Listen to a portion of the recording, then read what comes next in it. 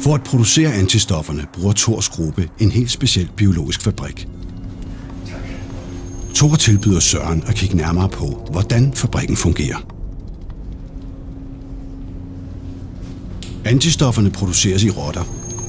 Dyrene tager ikke skade af det, og på en vis måde kan man sige, at rotterne betaler af på gammel gæld.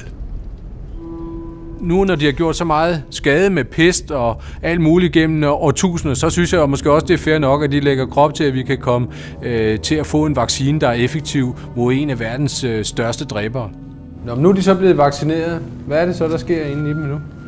Ja, nu reagerer de forhåbentlig på det protein, vi har sprøjtet ind i dem ved at lave antistoffer. Mm-hmm.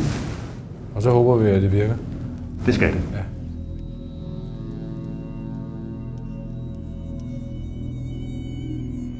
Hvis forsøget lykkes, så binder antistofferne sig til de røde blodlegemer, der huser parasitterne. Men noget i forsøget går galt.